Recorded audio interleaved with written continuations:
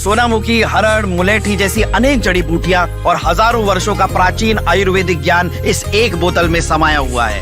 कायम टैबलेट, आपकी खुशियों का साथी।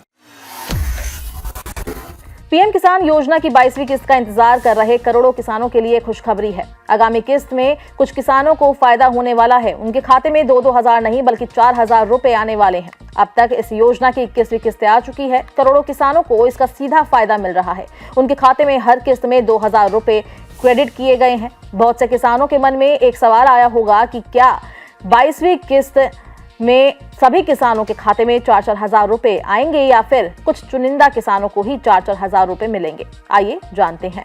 केंद्र सरकार साल में 3 किस्त भेजती है। हर किस्त में 2-2 हजार रुपए क्रेडिट किए जाते हैं। पीएम किसान योजना का बजट ही तय करता है कि हर किस्त की राशि कितनी होगी।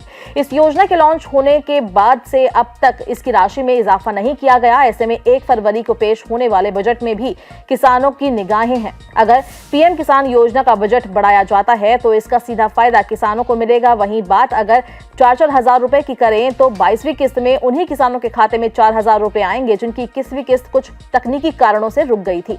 अगर आपकी 21वीं किस्त नहीं आई है तो आपको भी इसका फायदा मिलेगा।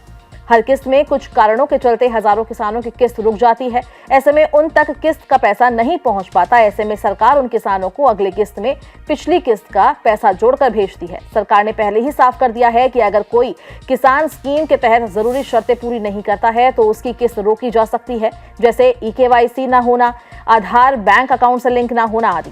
अधूरा ई-केवाईसी, जिन किसानों ने अभी तक ई-केवाईसी पूरा नहीं किया है उन्हें 22वीं किस्त का फायदा नहीं मिलेगा। सरकार ने ई-केवाईसी को जरूरी कर दिया है। अगर आपका ई-केवाईसी अधूरा है तो 22वीं किस्त आपके अकाउंट में नहीं आएगी। आधार बैंक अकाउंट से लिंक नहीं है। पीएम किसान योजना का पैसा डीबीटी यानी डायरेक्ट बेनिफिट ट्रांसफर के जरिए सीधे बैंक अकाउंट में ट्रांसफर किया जाता है। अगर आपका बैंक अकाउंट आधार कार्ड से लिंक नहीं है या डीबीटी सर्विस चालू नहीं है तो 22वीं किस्त का पैसा ट्रांसफर नहीं होगा। बैंक डिटेल में गलतियां होना भी एक नुकसान है। किसान अक्सर गलत अकाउंट नंबर, IFSC कोड या बैंक का नाम डाल देते हैं। इससे भी किस्त अटक सकती है। इसलिए समय समय पर अपनी बैंक डिटेल्स जरूर चेक करें। पीएम किसान योजना की हर किस्त लगभग 4 महीने में पूरी आती है। पेमेंट के पैटर्न को देखते हुए अगली किस्त 2026 फरवरी में आने की संभावना है। हालांकि अभी तक आधिकारिक पुष्टि नहीं हुई है, यानी बजट के बाद किसानों को तोहफा मिल सकता है।